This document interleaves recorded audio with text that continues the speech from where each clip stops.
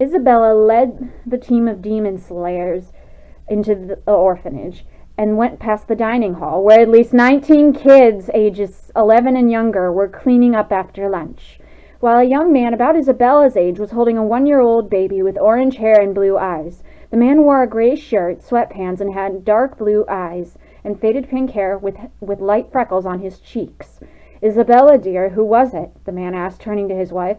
"It was Erin and her team, Leslie," Isabella replied, stopping in front of the dining hall with the demon slayers. "Hi, kids, good to see you," Leslie said to the team with a warm smile as the kids in the dining hall, other than the baby in Leslie's arms, ran to the demon slayers with shouts of excitement and laughter.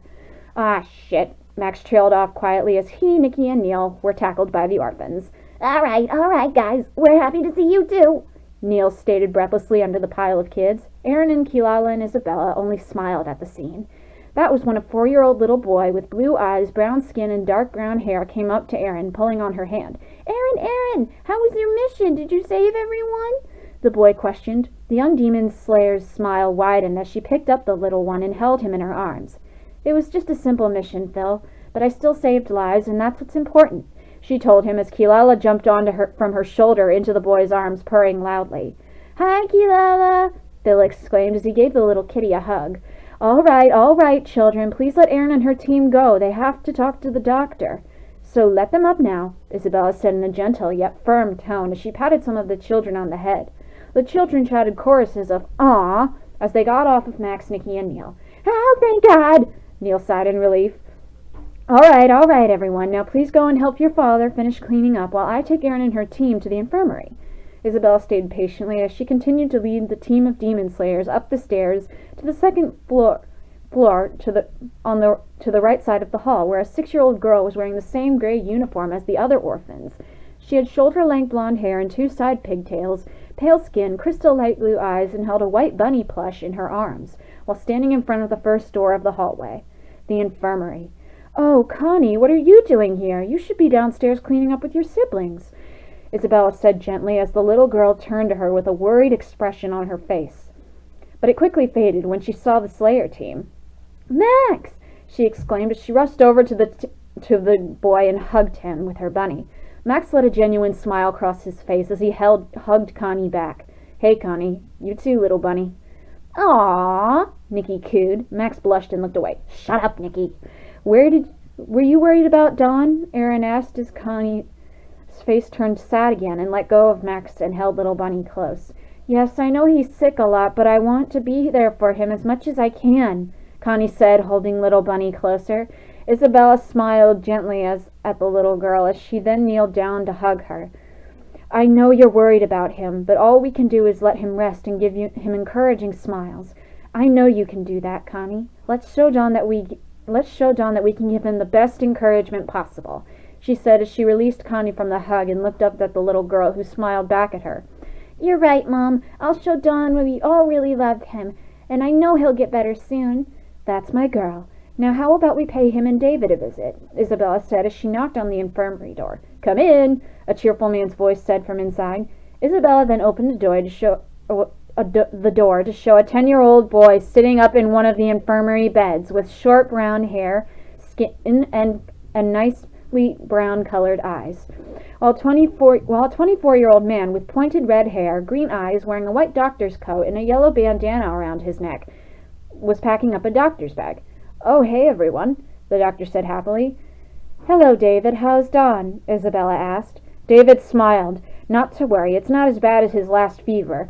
Just keep giving Dawn here the prescribed medications and make sure he drinks lots and lots of that water," David said cheerfully as he patted Dawn on the head, who smiled. "Yeah, Mom, I'll be fine. I'm stronger than I look," Dawn exclaimed, flexing his muscles, making Connie laugh as she ran over to sit on Dawn's bed.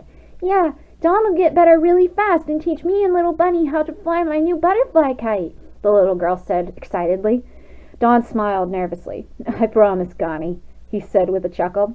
"All right, everyone, let's let Dawn rest," Isabella requested as she picked up Connie and balanced her on her hip, while David and the Demon Slayer team leading David and the Demon Slayer team out of the infirmary as the boy waved goodbye and lied back down in bed. Erin smiled at Isabella as the woman herself closed the door to the infirmary behind her. Isabella, I know I've said this before, but I can't get enough of what you and Leslie do for the kids here. It's really not a surprise that they all call you Mom and Dad. You really do well with them, the lead demon slayer said, making Isabella smile as she hugged Aaron with her free arm, while the others still held on to Connie. Well, I never get tired of hearing it, the mother said with her gentle smile.